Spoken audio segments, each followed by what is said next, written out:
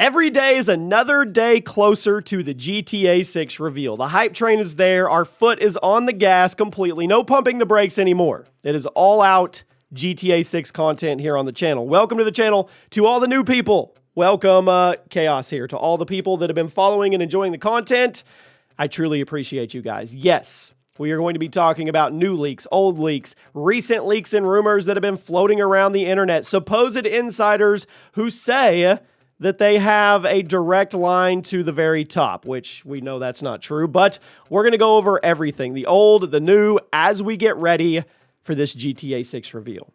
Every week brings us closer. I'm excited. Rockstar officially confirmed that it will get a full-fledged trailer in December.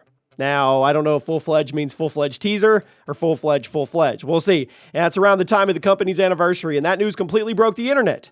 So I think we all know the reveal is going to quickly break any and all viewership records for game trailers. That's not even talking if you're an investor of stock. Take-Two Interactive stock is up about $10 to $15 since that announcement, that single tweet. As you probably guessed, quite a bit of new information is starting to come out about Grand Theft Auto 6, both from insider leaks and from Take-Two Interactive themselves.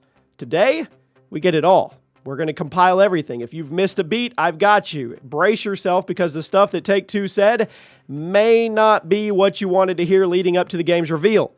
You let me know in the comments what you think about all of this. Drop a like on the video. Make sure you're subscribed to the channel because we're going to cover everything. First thing I want to go over is the recent gameplay leak that I think is a natural progression for the franchise.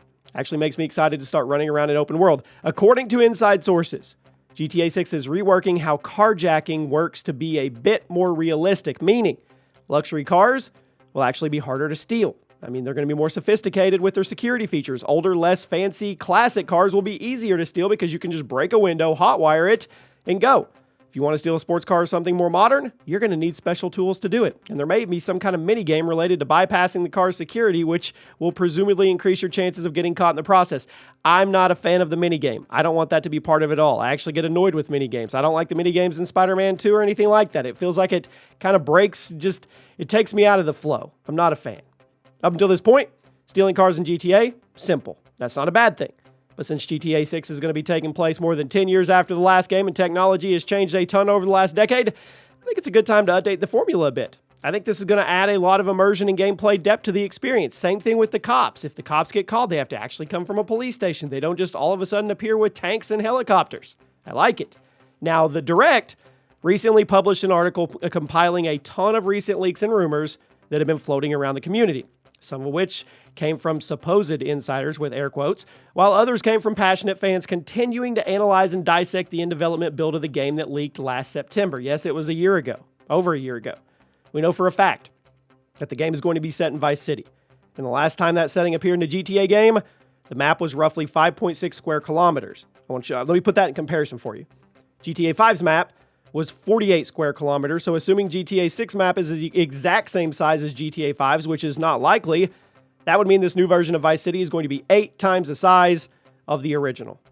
Now, granted, it's confirmed that the GTA 6 map will feature Vice City and all of the surrounding areas and neighborhoods, so obviously the city itself won't be 8 times bigger than the last version, but still, this new game is going to be much bigger, a much bigger representation of Florida, even if the map simply matches the size of GTA 6. Now, it's believed that the new GTA map is going to be at least double the size of GTA 5's, but I do want to point out that it's entirely possible it's smaller because it wouldn't be out of character but for Rockstar to make things a bit smaller and tightly focused. GTA San Andreas featured a huge map, over 31 square kilometers, but the next game, GTA 4, they shrunk it down to 8 square kilometers. Now, granted, GTA 4's map is also arguably the most immersive Rockstar map to date in terms of attention to detail, NPC behavior, all that stuff, but I point this out because I think a lot of people have been 100% convinced there's no way GTA 6's map is smaller than 5's. So I feel the need to remind you all that Rockstar has absolutely made a GTA sequel's map smaller than its predecessor. With how much detail is expected to be in this game, I wouldn't be shocked at all if it crossed their mind to do it again. I don't think GTA 6 is going to be noticeably smaller than GTA 5, but I also don't think it's going to be 3 or 4 times bigger. GTA 5's map is an estimated 48.15 square kilometers. If I had to guess, I would say GTA 6 is going to be somewhere between 50 and 70. So still an increase, but not this giant jump that some people are saying. Now, with that being said, a number of people, including The Direct in this report, have been making the argument that Rockstar is planning on adding new cities to the map as time goes on, and that post-launch patches will include a ton of new missions, stories, characters, everything.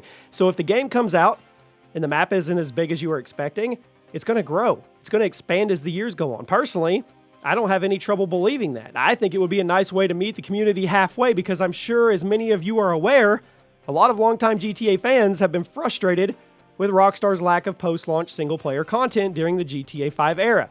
GTA 4 had some of the best single-player DLC in gaming history, and the first Red Dead Redemption had the fan-favorite Undead Nightmare expansion, but GTA 5, they went all in with multiplayer.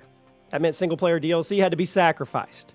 So if the plan for GTA 6 is to continually update the map, make it bigger, that could mean the return of single-player DLC, which I am 100% on board for, and I hope you are too.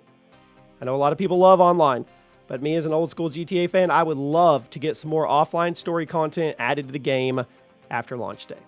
Now, the thing that many of you probably heard about recently in regards to the pricing of GTA 6, and it might end up being nothing, but it also might end up being potentially the worst possible scenario when it comes to how video games are priced. Bear with me.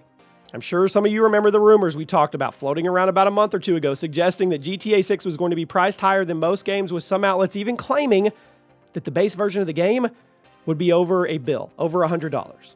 I remember when it happened. I mentioned it in a video that while I didn't think Take-Two would do it, I did understand the thought process. Take-Two is a business with shareholders to answer to, and they're likely always looking for ways to increase their revenue no matter how controversial they are when they announce them. And since GTA 6 is the most hyped game of all time, Take-Two could absolutely price the game at higher than $70, and it would still break records, and you and I would still go buy it. People are going to buy the game no matter what the price tag. Take-Two knows that. Again, I don't agree with them pricing the game at higher than $70, but I understand why they're considering it if they are. Well, unfortunately, those rumors may have been true. During a recent investors call, the CEO of Take-Two stated he thinks games are actually underpriced, given the amount of content in them and the large budgets attached to them, and he thinks that gamers should actually be charged based on an expected entertainment usage, EEU, as opposed to just paying for the game once and that being it. So this could mean a couple of things.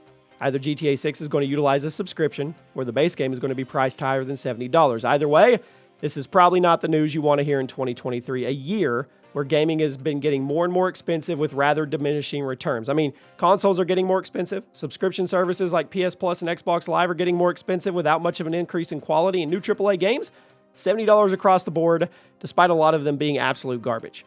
Now, I do want to point out, this isn't an absolute confirmation that GTA 6 is going to launch with more than $70 price tags, but we don't want to sound the alarm yet. But it does mean that the Take-Two CEO, who is ultimately the one who calls the shots for stuff like this, believes that $70 for a game with a lot of playtime isn't enough. And that could be really bad news for GTA. I mean, GTA 5 was released over a decade ago, and people are still buying millions of copies a year thanks to the ongoing appeal and the multiplayer support. So Take-Two could easily make that case that GTA 6 will also be a decade-long experience and use that as justification to charge more than $70 a copy. The question at this point is, will people still buy it? Of course they will. I think we all know that answer. Let me know. Actually, I want to know. What's your top? What's the most you'll pay? What's your all-in price? What has to be a price where you say, I'm not buying GTA 6 and experiencing the biggest game in video game history? Is it $150? Is it $200? What if they put a $500 tag on it? Are you buying it? Are you passing? Let me know in the comment section. I'll see you guys soon.